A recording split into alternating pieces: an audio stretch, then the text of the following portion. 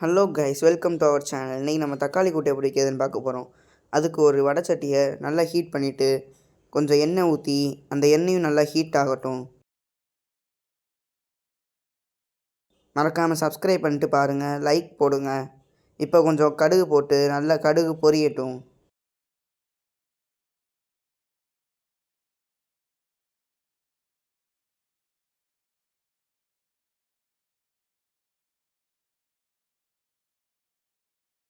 கடுகு நல்லா பொரியுது.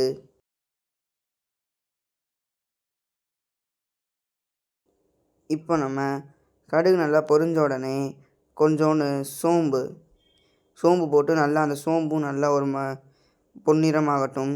அதுக்கப்புறம் 2 காஞ்ச மிளகா, 2 காஞ்ச மிளகா, அதுக்கப்புறம் 1 கை அளவு பூண்டு,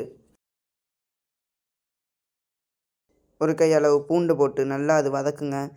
அது நல்லா வதங்கட்டும்.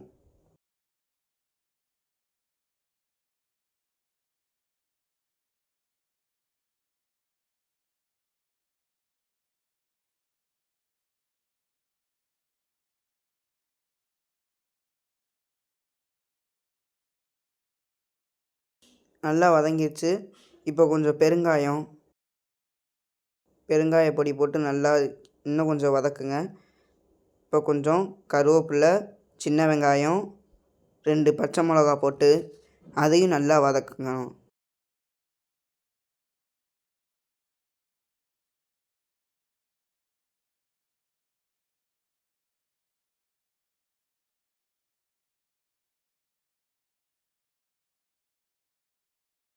நல்லா வதக்குங்க. இந்த மாதிரி ஒரு ஸ்டேஜுக்கு வந்துடும். இப்போ நம்ம இதில் கொஞ்சம் தக்காளி, வெட்டி வச்ச தக்காளி போட்டு தக்காளி நல்லா குழையிற அளவு நம்ம நல்லா வதக்கி விட்டுக்கணும். கொஞ்சம் கல் உப்பு போட்டு நல்லா வதக்கிக்கோங்க.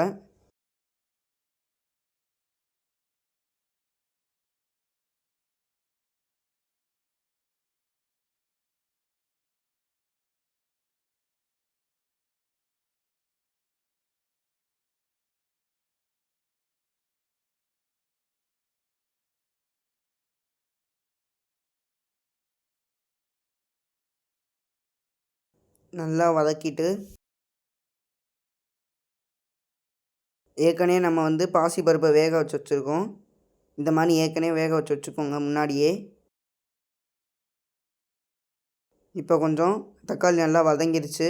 இப்போ கொஞ்சம் மிளகா பொடி போட்டு நல்லா கிண்டி விட்டுக்கோங்க.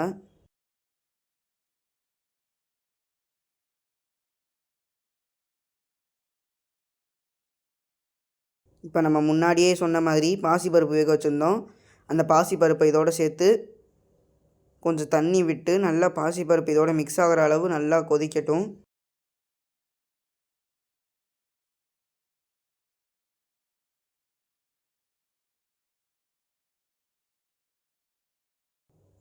நல்லா கிண்டி விட்டுட்டு ஒரு 3 நிமிஷம் இல்லை 2 நிமிஷம் அளவு இதை நல்லா கொதிக்க வச்சுக்கோங்க.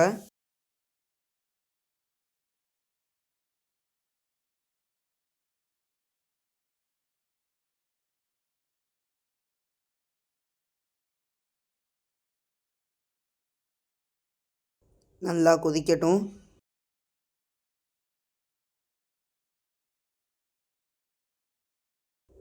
இது கொதிக்கிறதுக்குள்ளே நம்ம தேங்காவும் ஜீரகமும் போட்டு நல்லா அரைச்சி விட்டுக்குவோம். நல்லா ஃபைனாக அரைச்சிக்கணும்.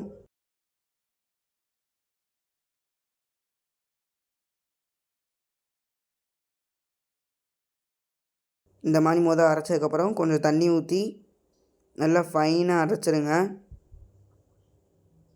இப்போ இது நல்லா கொதிச்சிருச்சு. இந்த ஸ்டேஜில் நம்ம அரைச்சி வச்ச தேங்காவை ஊற்றிடுங்க. அந்த மிக்ஸி ஜார்லேயே கொஞ்சம் தண்ணி ஊற்றி திரும்பி அந்த தண்ணியை இதில் ஊற்றி இப்போ ஜீரகத்தோட வாடை போகிற அளவு நல்லா கொதிக்க விட்டு கடைசியாக கொத்தமல்லி தூவி இறக்கணும்னா நம்மளோட தக்காளி கூட்டு ரெடி.